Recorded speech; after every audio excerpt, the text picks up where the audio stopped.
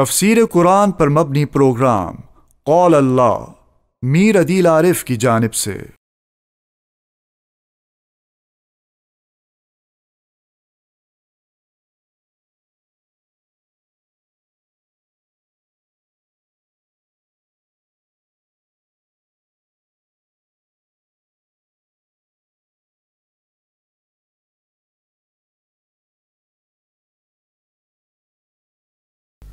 اعوذ باللہ من الشیطان الرجیم بسم اللہ الرحمن الرحیم ان الذین کفروا بالذکر لما جاءہم وانہ لکتاب عزیز لا یأتیہ الباطل من بین یدیہ ولا من خلفہ تنزیل من حکیم حمید ما یقال لک الا ما قد قیل للرسل من قبلک ان ربک لذو مغفرۃ وذو عقاب علیم ولو جعلناه قرآنا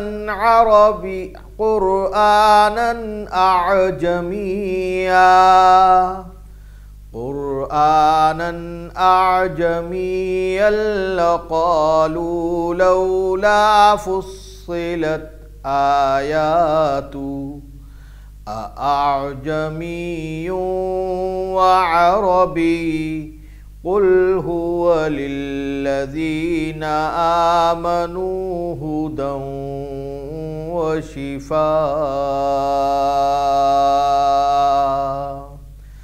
والذين لا يؤمنون في آذانهم وقر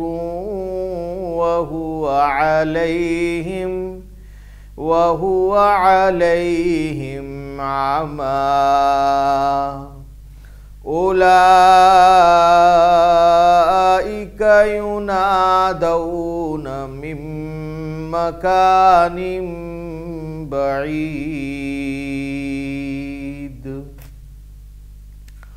وَلَقَدْ آتَيْنَا مُوسَى الْكِتَابَ فَاخْتُلِفَ فِيهِ وَلَوْلَا كَلِمَةٌ سَبَقَتْ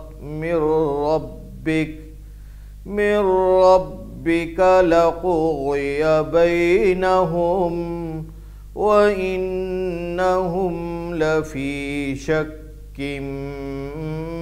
منه مريب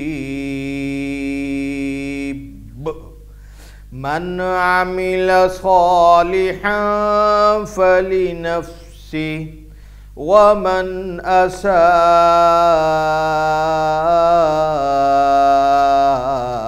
فعليها وما ربك بظلام للعبيد إليه يرد علم الساعة وما تخرج من ثمرات من أكمامها وما تحمل من أنثى ولا تضع إلا بعلمه ويوم يناديهم أين شركائي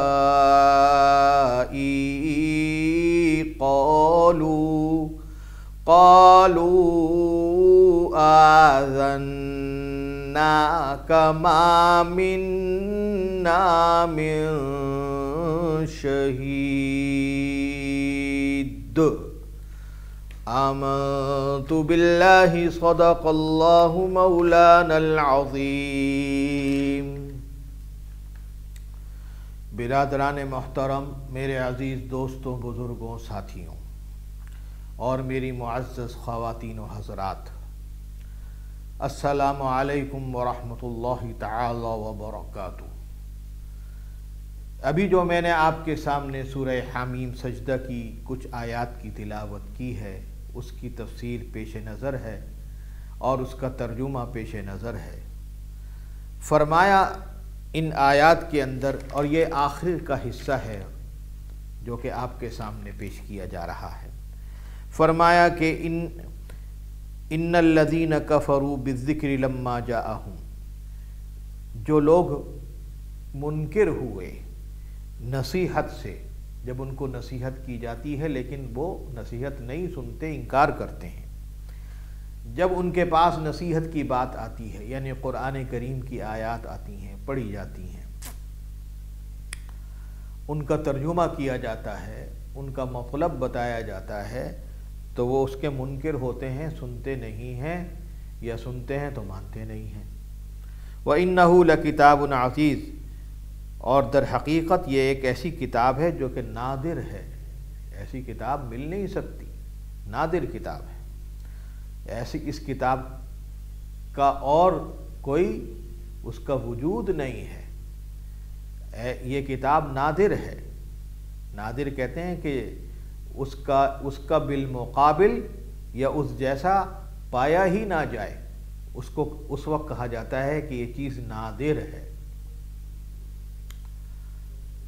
تو فرمایا کہ لا یأتیہ الباطل من بین یدیہ، اس میں جھوٹ کا کوئی دخل ہی نہیں، قرآن کریم میں کوئی دخل جھوٹ کا نہیں ہے، نہ آگے سے نہ پیچھے سے، کہ بھئی کچھ آیات پیچھے کی ہوں، کچھ آیات آگے کی ہوں، ساری کی ساری آیات جتنے بھی ہیں، ساری کی ساری آیتوں میں جھوٹ کو کوئی دخل نہیں، باطل کو کوئی دخل نہیں۔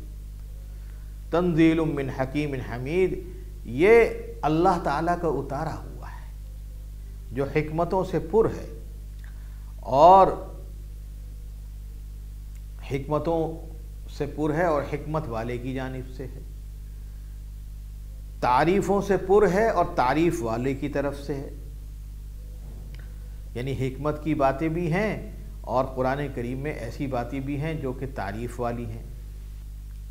ما یقال لک الا ما قد قیل للرسل من قبلک، تجھے وہی کہتے ہیں جو کہہ چکے ہیں سب رسولوں سے تجھ سے پہلے، یعنی آپ سے اگر انکار کر رہے ہیں آپ کی باتوں کا اور قرآن کریم کی باتوں کا انکار کر رہے ہیں، تو ایسا کام اور دوسرے رسولوں کے ساتھ بھی تو کیا ہے اس وقت جو امتیں آئیں۔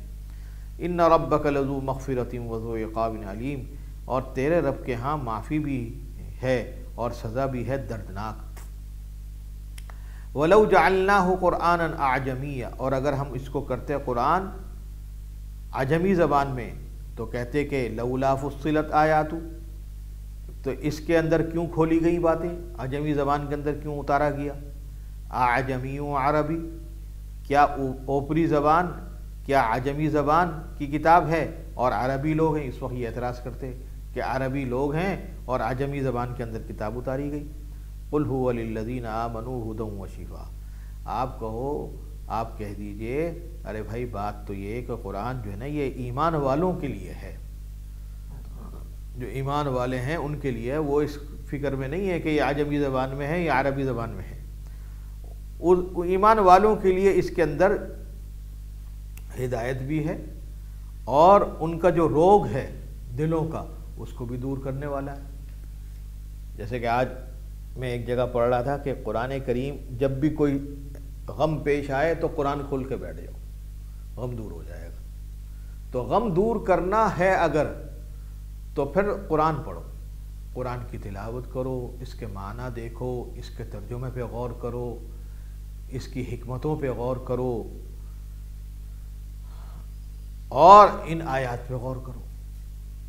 فرمایا کہ والذین لا یؤمنون فی آذانہم وقر وہو علیہم عمی، اور جو یقین نہیں لاتے قرآن کریم کے اوپر تو در حقیقت ان کے کانوں میں تو کوئی بوجھ معلوم ہوتا ہے، جیسے بعض اوقات ایسا ہوتا ہے کہ کوئی آدمی کسی کو کوئی تلقین کرے تو اس کو کوئی بات سمجھ میں آتی نہیں. ایک جگہ ایک حضرت کا بیان ہو رہا تھا، وہاں پہ ایک صاحب تشریف لائے اور کافی دیر بیٹھے رہے، تو برابر میں بیٹھا ہوا تھا، مجھ سے کہنے کہ یہ کیا کہہ رہے ہیں، سمجھ میں نہیں آ رہی. اور ہم تھے اور ہمارے ساتھ دوسرے حضرات تھے، وہ سب سمجھ بھی رہے تھے اور جناب اس سے ہدایات بھی حاصل کر رہے تھے. یہ کوئی میں اپنی بڑائی ظاہر نہیں کر رہا، نہ اپنے اوپر اپنی کوئی تعریف نہیں کر رہا، لیکن بہن ہمیں ان کی باتیں سن کر در حقیقت بڑی ہی صلاح مل رہی تھی اور بڑی ہدایت مل رہی تھی. اور یہ شخص یہ کہہ رہا تھا کہ پتہ نہیں کیا بول رہا ہے. تو بات یہ ہے کہ جن کے کانوں میں بوجھ ہے تو یہ قرآن ان کے حق میں اندھا ہے. ان کو بیچاروں کو سمجھ میں نہیں آتا، تھوڑی دیر بعد اٹھ کے چلے جاتے ہیں. آ گئے بیٹھ گئے، تھوڑی دیر بیٹھے، جب سمجھ میں نہیں آیا اٹھ کے چلے گئے. اولئک ینادون من مکان بعید، اور ان کو پکارتے ہیں دور سے، یعنی ان کو پکارا جاتا ہے کسی دور جگہ سے. وَلَقَدْ آتَيْنَا مُوسَى الْكِتَابَ، اور ہم نے دی تھی موسیٰ علیہ السلام کو کتاب. فَاخْتُلِفَ فِيهِ، پھر اس کے اندر بھی اختلاف پڑ گیا. یعنی آپ کو کوئی غم نہ ہونا چاہیے اے نبی صلی اللہ علیہ وسلم کہ آپ کی کتاب جو آپ پر اتاری گئی ہے قرآن کریم، اس کے اندر یہ لوگ اختلاف کر رہے ہیں، سنتے نہیں ہیں اور اختلاف کرتے ہیں. کوئی عربی کہتا ہے، کوئی عجمی بولتا ہے، اور کوئی کچھ کہتا ہے، کوئی کچھ کہتا ہے، اعتراضات کرتا ہے، اشکالات کرتا ہے، باتیں کرتا ہے اپنی جانب سے. آپ رنجیدہ مت ہوئیے ان باتوں سے. کیوں؟ اس لیے کہ حضرت موسیٰ علیہ السلام کو بھی تو کتاب دی گئی تھی، توریت. تو ان لوگوں نے وہاں بھی اختلاف کیا.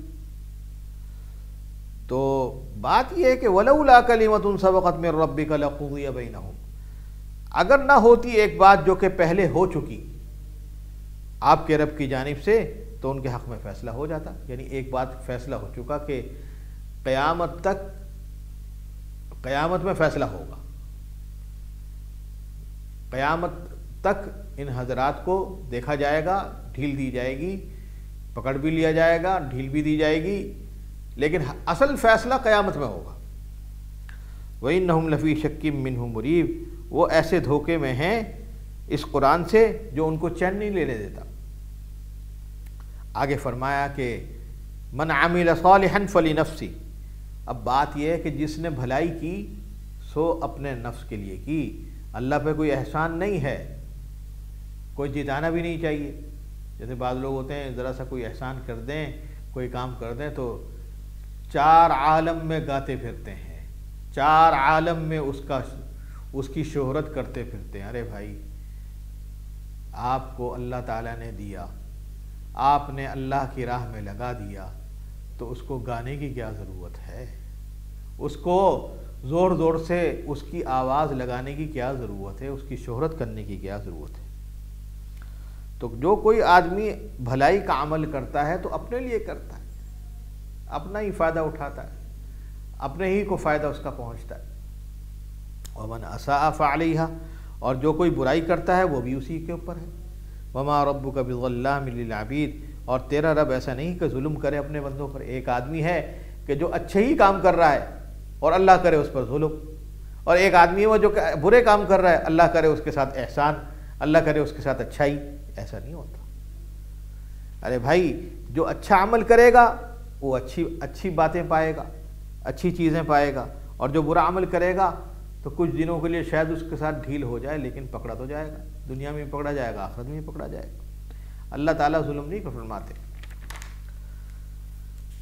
تو میرے دوستو بزرگوں، یہ جو فرمایا نا کہ اولئک ینادون من مکان بعید، یہ ایک تمثیل ہے. جو آدمی کلام کو سمجھتا ہو، عرب اس کو کہتے ہیں انت تسمع من قریب، یعنی تم قریب سے سن رہے ہو. اور جو کلام کو نہیں سمجھتے اس کو کہتے ہیں انت تنادا من بعید، یعنی تمہیں دور سے آواز دی جا رہی ہے جب بھی سمجھ میں نہیں آتی. مطلب یہ ہے کہ یہ لوگ چونکہ قرآنی ہدایات کو سننے اور سمجھنے کا ارادہ ہی نہیں رکھتے، اس لیے گویا ان کے کان بہرے ہیں اور آنکھیں اندھی ہیں، اور ان کو ہدایات کی تعلیم دینا ایسے ہی ہے جیسے کسی کو بہت دور سے پکارا جائے کہ اس کے کانوں تک آواز ہی نہ پہنچے. اب آج کل ایسا ہے نا کہ کوئی آدمی کمپیوٹر سے اور موبائل سے یا لیپ ٹاپ سے کھیل رہا ہو یا اس کی باتیں سن رہا ہو یا اس میں غرق ہو، تو جب اس کو کوئی بات کہو تو وہ ایسا دیکھتا ہے کہ جیسے کہ اس کو کوئی دور سے پکارا جا رہا ہو۔ فرمایا الیہ یرد علم الساعہ، اسی کی طرف پھیرا جائے گا قیامت کی خبروں کا۔ وما تخرج من ثمرات من اکمامہا، اور نہیں نکلتا کوئی میوہ من اکمامہا اپنے غلاف سے، وما تحمل من انثیٰ میں، اور نہیں رہتا حمل کسی مادہ کو، ولا تضع، اور نہ وہ جنتی ہے مگر یہ کہ اس کو خبر نہ ہو۔ اللہ کو ہر چیز کی خبر ہے کہ کیا پھل نکلے گا اور کیا جنے گی، انثیٰ مادہ کیا جنے گی۔ وَيَوْمَ يُنَادِيهِمْ أَيْنَ شُرَكَائِي، جس دن اللہ تعالیٰ ان کو پکارے گا کہاں ہیں میرے شریک۔ قَالُوا آذَنَّاكَ، تو اس وقت لوگ چونکہ پہچان چکے ہوں گے نا تو کہیں گے کہ مَا مِنَّا مِن شہید، کہ ہم میں کوئی اس کا اقرار نہیں کرتا کہ کوئی ہمارا شریک ہے، کوئی آپ کا کوئی شریک ہے۔ وَضَلَّ عَنْهُمْ مَا كَانُوا يَدْعُونَ مِن قَبْلُ، اور چوک گیا ان سے جو پکارتے تھے پہلے، اور سمجھ گئے کہ ان کو کہیں نہیں ہے اب بچنا۔ لا يسم الانسان من دعاء الخیر، نہیں تھکتا آدمی مانگنے سے بھلائی۔ وَإِن مَسَّهُ الشَّرُّ فَيَئُوسٌ قَنُوطٌ، اور اگر لگ جائے اس کو برائی تو اپنی امیدیں توڑ کے بیٹھ جاتا ہے۔ یعنی ایک طرف تو یہ ہے کہ جب حالات تنگ ہوں تو اس وقت بھلائیاں اللہ سے مانگتے رہتا ہے، دعائیں مانگتا رہتا ہے، سب کچھ کرتا رہتا ہے، اور اگر اس کو کوئی برائی لگ جائے، کوئی پریشانی آ جائے تو آس توڑ کے بیٹھ جاتا ہے، امیدیں توڑ کے بیٹھ جاتا ہے۔ وَلَئِنْ أَذَقْنَاهُ رَحْمَةً مِنَّا، اور اگر ہم چکھا دیں اس کو کچھ اپنی مہربانی، اس کے بعد بھئی پریشان ہے، اللہ سے دعائیں کر رہا ہے، اللہ سے مناجات کر رہا ہے، اللہ سے مانگ رہا ہے، اللہ سے اس پریشانی کی دوری کے لیے اللہ سے بار بار سوال کر رہا ہے، تو اللہ تبارک و تعالیٰ کوئی اس کو اپنی مہربانی عطا فرما دیں، کوئی رحمت عطا فرما دیں۔ من بعد ضراء، تکلیف کے بعد، مست ہو جو اس کو پہنچی، لیقولن ھذا لی، تو اس وقت پہ یہ نہیں کہے گا کہ یہ اللہ کی طرف سے ہے، اللہ تعالیٰ نے بڑا کرم کیا، اللہ کا بڑا احسان ہے، اللہ کی بڑی عنایت ہے، بلکہ یہ کہتا ہے میں تو ایسا ہی تھا، یہ تو میرے لائق ہے۔ ھذا لی وما اظن الساعۃ قائمہ، اور اس وقت یہ بھی باتیں کہہ دیتا ہے اللہ تعالیٰ محفوظ فرمائے کہ میں تو نہیں جانتا قیامت آنے والی ہے۔ وَلَئِن رُجِعْتُ إِلَىٰ رَبِّي، اور پھر اگر چلا بھی گیا اپنے رب کی طرف، بے شک میرے پاس ہے اس کی خوبی، یعنی میں نے اچھے کام کیے ہیں تو میری خوبی بھی ہوگی۔ فَلَنُنَبِّئَنَّ الَّذِينَ كَفَرُوا بِمَا عَمِلُوا، تو اب اس وقت ہم بتلا دیں گے ان لوگوں کو جنہوں نے کفر کیا کہ انہوں نے کیا عمل کیا۔ وَلَنُذِيقَنَّهُم مِّنْ عَذَابٍ غَلِيظٍ، اور چکھائیں گے ان کو ایک گاڑھا عذاب۔ وَإِذَا أَنَمْنَا عَلَى الْإِنسَانِ، اور جب ہم نعمتیں بھیجتے ہیں انسان پر، أَعْرَضَ وَنَأَىٰ بِجَانِبِهِ، تو ٹال جاتا ہے اور موڑ لیتا ہے اپنی کروٹ۔ وَإِذَا مَسَّهُ الشَّرُّ، یعنی ٹال جاتا ہے، موڑ لیتا ہے اپنی کروٹ، کا مطلب یہ ہے کہ مست ہو جاتا ہے۔ تو جب اللہ کی طرف سے نعمت آ رہی ہے تو اب یہ کام کرے کہ اس کا شکر ادا کرے، اور اس مال کو جو اللہ نے دیا ہے خود بھی استعمال کرے اور اللہ کے راستے میں صدقہ بھی کرے، اللہ کی راہ میں دے بھی۔ وَإِذَا مَسَّهُ الشَّرُّ، اور جب لگے اس کو برائی تو دعائیں کرتا ہے چوڑی چوڑی کر کے۔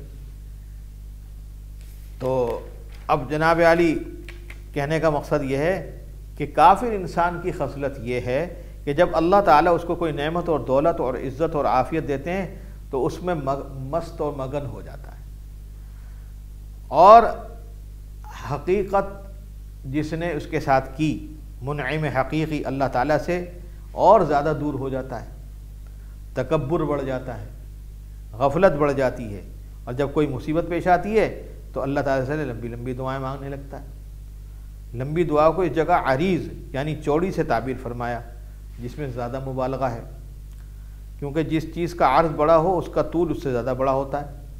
یہ آپ کو خود بخود معلوم ہے کہ جس کا عرض بڑا ہو اس کا طول بھی بڑا ہوتا ہے۔ اس لیے جنت کی وسعت بیان فرمانے میں حق تعالیٰ نے فرمایا ارضها السماوات والارض، جنت اتنی وسیع ہے کہ اس کے عرض میں سب آسمان و زمین سما جائیں۔ اب طویل دعائیں مانگنا اگرچہ فی نفسی امر محمود ہے اور مستحسن ہے، جیسے کہ احادیث صحیحہ میں دعا کے آداب میں ذکر کیا گیا ہے کہ دعا میں الحاح و وزاری اور بار بار تکرار کرنا بہتر ہے۔ لیکن اس جگہ جو کہا جا رہا ہے قرآن کریم میں کہ وَإِذَا مَسَّهُ الشَّرُّ فَذُو دُعَاءٍ عَرِيضٍ، یہ اس وقت کہا جا رہا ہے، اس کافر انسان کے لیے کہا جا رہا ہے کہ جو در حقیقت طول دعا پہ نہیں بلکہ اس مجموعی مذموم خصلت پر ہے اس کی کہ جب اس پر اللہ تعالیٰ کی نعمتیں آتی ہیں تو تکبر اور غرور میں مدہوش ہو جاتا ہے، اور جب مصیبت آتی ہے تو اپنی پریشانی کو بار بار پکارتا رہتا ہے اور کہتا رہتا ہے۔ جیسے غافل لوگوں کی عادت ہوتی ہے کہ اللہ سے دعا کرنا تو مقصود نہیں ہوتا بلکہ اپنا دکھڑا رونا ہوتا ہے، لوگوں سے کہتا رہنا مقصود ہوتا ہے۔ اب جیسے آج کل زلزلہ آیا ہوا ہے، تو جہاں زلزلہ آیا ہوا ہے وہاں تو در حقیقت ہے سلسلہ کہ بھئی وہاں پہ اپنا ان کی مدد کرنی چاہیے اور ان کے ساتھ ان کے لیے دعائیں بھی کرنی چاہیے، جو ہو سکے ان کی دعائیں کریں۔ لیکن بعض لوگ جو ہیں کوئی زلزلہ نہیں آیا، کوئی پریشانی نہیں ہے، کچھ نہیں ہے، لیکن اس کے بہانے خود مانگتے پھر رہے ہیں ہر ایک جگہوں سے، عادت پڑ گئی۔ لوگوں سے ٹکڑے دھوتے ہیں کہ جی ہم کو یہ مسئلہ پیش آ گیا ہے، مسئلہ پیش آ گیا۔ تو آگے قرآن کریم فرما رہا ہے قُلْ أَرَأَيْتُمْ إِنْ كَانَ مِنْ عِنْدِ اللَّهِ ثُمَّ كَفَرْتُمْ بِهِ، تو آپ کہہ دیجئے دیکھو تو اگر یہ ہو اللہ کے پاس سے پھر تم نے اس کو نہ مانا، من اضل ممن هو فی شقاق بعید، پھر اس سے زیادہ گمراہ کون ہے جو دور چلا جائے، مخالف ہو گئی۔ سنوریہم آیاتنا فی الآفاق، اب ہم دکھائیں گے ان کو اپنے نمونے دنیا کے اندر اور خود ان کی جانوں میں، یہاں تک کہ ظاہر ہو جائے گا ان کے لیے کہ حق یہی ہے اور ٹھیک یہی ہے۔ اولم یکفی بربک، کیا تیرا رب تھوڑا ہے کہ ہر چیز پہ کہ گواہ ہونے کے لیے؟ اولم یکفی بربک انہ علی کل شیء شہید، ہر چیز پہ گواہ ہونے کے لیے کہ کیا اللہ تبارک و تعالیٰ نہیں ہے کہ اللہ تعالیٰ بھی تو دیکھ رہے ہیں؟ الا انہم فی مریۃ من لقاء ربہم، سنتا ہے وہ دھوکے میں ہیں، سن لو کہ وہ دھوکے میں ہیں اپنے رب کی ملاقات سے۔ جو یہ لوگ یہ سوچتے ہیں کہ غرور میں تکبر میں مبتلا ہیں، وہ یہ در حقیقت دھوکے میں ہیں اپنے رب کی ملاقات سے۔ الا انہ بکل شیء محیط، سن لو کہ اللہ تبارک و تعالیٰ ہر چیز کا احاطہ کر رہا ہے، دیکھ رہا ہے، ہر چیز کو دیکھ رہا ہے کہ کیا ہو رہا ہے کیا نہیں ہو رہا۔ یعنی اپنی قدرت کاملہ اور وحدانیت کی نشانیاں ان لوگوں کو دکھلاتے ہیں جو آفاق میں ہیں، خود ان کے اپنے تن اور بدن میں بھی ہیں۔ آفاق افق کی جمع ہے، یہ فرمایا نا سنوریہم آیاتنا فی الآفاق، آفاق افق کی جمع ہے، آسمان کے نچلے کنارے کو کہتے ہیں۔ مراد آفاق سے اطراف عالم ہے، یعنی سارے عالم کی بڑی بڑی چھوٹی مصنوعات و مخلوقات، آسمان و زمین اور ان کے درمیانی مخلوقات میں سے ہر چیز کو دیکھو، وہ اللہ کے وجود اور اس کے علم اور قدرت کے محیط ہونے اور اس کے یکتا ہونے کی شہادت دیتی ہے۔ اور اس سے زیادہ قریب کی چیز خود انسان کی اپنی جان اور جسم ہے، اس کے ایک ایک عضو اور اس میں کام کرنے والی باریک اور نازک مشینوں کو دیکھ لیجئے کہ ان میں انسان کی راحت اور سہولت کے کیسے کیسے انتظامات رکھے گئے ہیں کہ عقل حیران رہ جاتی ہے۔ پھر ان نازک مشینوں کو اتنا مضبوط بنایا ہے کہ 70-80 سال تک وہ گھستی نہیں۔ ایک آدمی کی عمر 80 سال ہے، چل رہا ہے، گھوم رہا ہے، کھانا بھی کھا رہا ہے، بازار بھی جا رہا ہے، گاڑی بھی چلا رہا ہے، ڈرائیونگ بھی کر رہا ہے اور ہر طرح کے کام کر رہا ہے۔ بلکہ تو آج کل صحیح بات بتاؤں آپ کو، بات یہ ہے کہ دور ایسا آ گیا ہے کہ اولاد نوجوان نیکر پہن کے لیٹی ہوئی ہے بستر پہ۔ نیکر کیا ہے؟ وہ گھٹنوں تک آنے والا ایک لباس پہن لیا انگریزوں نے سکھا دیا، وہ پہن کے لیٹی ہوئی ہے بستر پہ، باپ بیچارہ ضعیف العمر گاڑی بھی چلا رہا ہے، پوتوں کو، نواسوں کو، پوتیوں کو، نواسیوں کو، جناب علی بیوی کے، بہنوں کے کام میں وہ بیچارہ ضعیف العمر باپ، دادا، نانا کرتا پھر رہا ہے، اولاد پڑی سو رہی لیٹی ہوئی، ذرا سا باپ بیچارہ کچھ کہہ دے تو مرنے مارنے کو آ جائے باپ کو، اور اگر زیادہ ہی کہہ دے تو اٹھا کے اس کو اولڈ ہوم میں جا کے بٹھا دیتے ہیں کہ یہاں پہ رہو، جب مر جاؤ گے تو دفنا دیں گے نکال کے، وہ بھی اگر موقع ملا۔ وہ ایری مرحوم جو ہے وہ سنا رہے تھے ایک واقعہ کہ ان سے کسی نے پوچھا کہ آپ کو اتنی آپ نے لاشیں اٹھائی ہیں اپنی ایمبولینس میں، تو کبھی کسی کو آپ کے اوپر کوئی ایسا واقعہ آپ کو یاد ہے کہ جس میں آپ کو بڑا ہی رحم آیا ہو؟ وہ تو کہنے لگے کہ ایک مرتبہ کیا ہوا کہ ایک گھر کے باہر ایک میاں بیوی کا جوڑا کھڑا ہوا تھا، میاں بیوی تھے یا اللہ جانے تعلق رکھنے والے لڑکا لڑکی ہوں گے، کچھ بھی ہو سکتا ہے، دور ایسا چل رہا ہے۔ تو اب جناب علی کھڑے ہوئے تھے تو وہ وہاں سے گزرے تو انہوں نے دیکھا کہ وہ کسی گاڑی کے انتظار میں ہے اور ساتھ ہی کوئی میت رکھی ہوئی ہے۔ تو انہوں نے کہا کہ انہوں نے پوچھا کہ بھئی کیا مسئلہ ہے؟ نے کہا یہ میت ہے اور جو ہے یہ ہمارے ابا ہیں، ان کا انتقال ہو گیا، ہماری فلائٹ نکلنے والی ہے، بالکل اس پہ ہے، اچانک ان کا انتقال ہو گیا، اب ہم ان کو نہ دفن کر سکتے ہیں اور نہ ہی ہمارے پاس اتنا وقت ہے کہ ہم ان کی کفن پہنا سکیں اور نہ ہی دھلا سکیں، اور گھر میں کوئی ہے بھی نہیں، لہٰذا آپ ان کو لے جائیے، ان کو دفنائیے اور ان کا کفن کیجیے اور جو پیسے چاہیے وہ لے لیں ہم۔ اب بتائیے آپ، باپ جس نے ان کو بچوں کو پڑھایا لکھایا اور ان کی تنخواہ بنائی اور ان کو سب کیا اور جو ہے بیوی بچوں کے لیے عمر برباد کر دی، وہ بیچارہ مر گیا تو اس کا یہ حال آپ دیکھ لیجئے۔ اکثر گاڑیاں چلاتے ہوئے یہی ضعیف العمر آدمی نظر آئیں گے، پوچھو تو کیا میں دادا ہوں، کوئی کہے گا نانا ہوں، کوئی کہے گا باپ ہوں، کوئی اولاد ہے نہیں، یہاں ہے لیکن وہ اس وقت کہاں نکلتی ہے؟ نکلتی نہیں، وہ تو رات کو اٹھے گی، شام کو اٹھے گی، ناشتہ کرے گی اور پھر باہر نکل جائے گی۔ جو باپ نے جو پیسہ کمایا ہے اس کو بس ختم کرنے کے چکر میں لگے ہوئے، یہ جو باپ کو اللہ نے دیا ہے۔ تو فرمایا کہ 80 سال کا آدمی وہ لگا ہوا ہے، وہ اللہ تعالیٰ نے اس کے کیسے اعضاء بنا رکھے ہیں کہ وہ کام میں لگا ہوا ہے۔ انسان کے عام جوڑوں میں جو اسپرنگ لگے ہوئے ہیں، اگر انسانی صنعت ہوتی تو فولادی اسپرنگ بھی گھس کر ختم ہو جاتے۔ یہاں ہاتھوں کی کھال اور اس پر لکھی ہوئی لکیریں دیکھ لیجئے، ہاتھوں کی کھال اور لکیریں دیکھیے، یہ ساری عمر نہیں گھستے، ساری عمر ایک جیسے رہتے ہیں۔